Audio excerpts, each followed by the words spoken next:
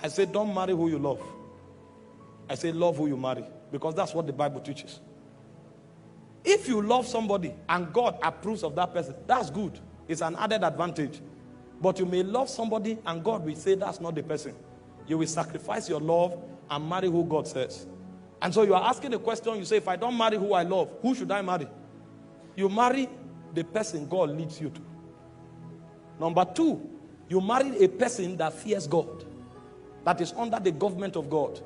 And number three, you marry the person that is compatible with your purpose. If you find these three, you will love that person. But if you marry somebody you love who God is not choosing for you, or you marry somebody you love who is not under God's government, and you marry who you love and he does not compact with your purpose, after a few years you will discover that that love will vanish. Because if you study love itself in context, you will discover that it will be impossible to really get to love somebody that you have not understood and have not trusted. Because love has three cadres. The first cadre of love is affection. The second cadre of love is understanding. Understanding is superior to affection. If you start working with somebody and you journey for a while, if you can't understand yourself, you will discover that the lack of understanding will destroy the affection that once existed. Because affection is superior to understanding is superior to affection in the ladder of love. And then when you move a bit further, you will now discover that the third ladder or the third rung on the ladder is trust. Trust is superior to understanding. If you don't trust somebody, you will discover that understanding will collapse. Affection will also collapse. And so when you are even talking love, you cannot really explore love in its fullness unless as you marry somebody and live with a person for a long time. That's why God commands people to love who they marry. And it doesn't really endorse who you love before you get married. If you do and God chooses that person, it's an added advantage. And if you have studied love also, apart from this ladder that I've explained to you, there are 4 things you will discover about love. Because there are 4 words for love in the Greek. The first word for love is phileo. The second word for love is eros. The third word for love is storge. And the fourth word for love is agape. Love is deeper than a feeling. The word phileo is a kind of love that is created by circumstance. And that kind of love runs on emotion. So if I'm in a place with somebody for a while, because that location kept us in that place, we are going to discover that there are few things that connect us. And so because of that circumstance that is created, we will begin to bond in a way. That kind of love is called phileo. If you change that circumstance for a while, that love will begin to die. Because that love is orchestrated by a circumstance, and that love runs on emotion. If you change the circumstance and you alter the emotion, that love will die. It's called phileo. Friendship operates at that level. And then you have what we call eros. Eros is romantic love. Romantic love is motivated by your definition of beauty. It's an affection that goes in the direction of what you consider to be beautiful. And so, for example, if you consider a fair complexion to be beautiful, when you see somebody that is fair, you will get to develop that kind of affection towards that person. But over time, you will discover that because the glory of man diminishes, a point will come when that affection won't mean, that look won't mean much to you anymore. And ask those who are married, they will tell you. When you get married, you are going to discover that as powerful as sex is, even sex will become a responsibility.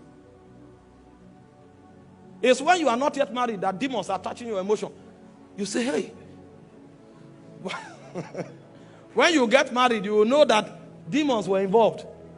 You saw the lady's leg, you say, Jesus.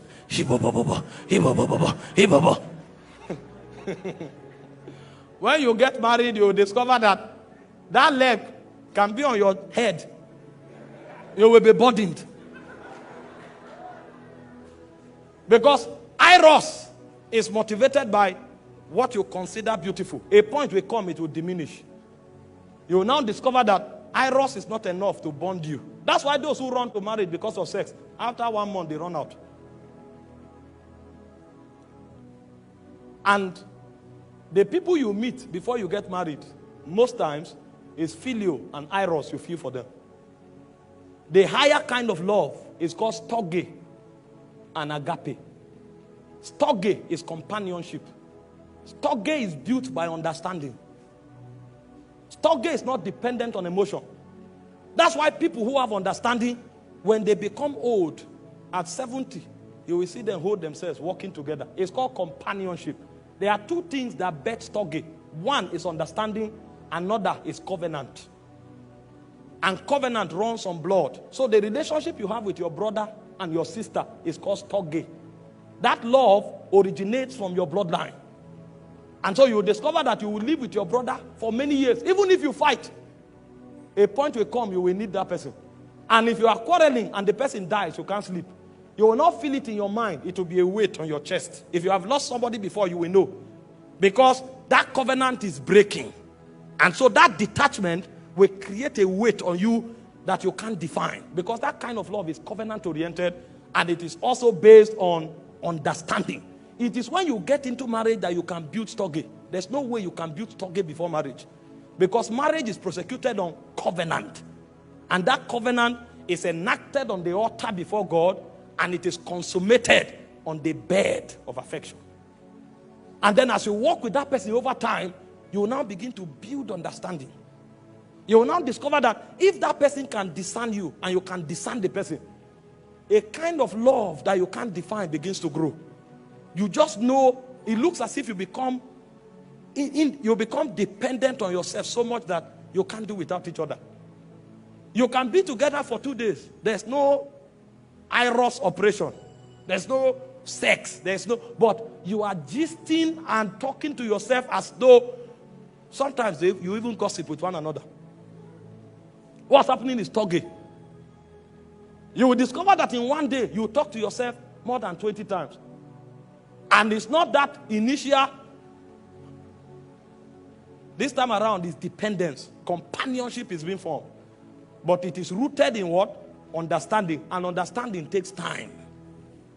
And it's also rooted on covenant. And there's no covenant before marriage. So you can't enter the realm of storge until you get married. And then the final one is agape. Agape is sacrifice. Agape is self-denial. The reason you can build agape is not even because you have a connection with that person. Why filio is generated by circumstance, eros is generated by your definition of beauty, storge is defined or generated by understanding and covenant, agape is external. Agape is dependent on the level of trust and obedience you have for another force outside of that marriage. That's why it's called sacrifice.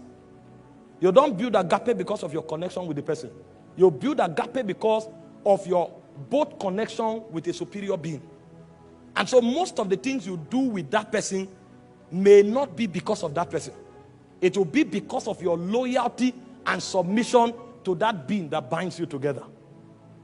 And so many times, when you go through a relationship as strong as marriage, you will discover the reason you will stay will not be because of the person.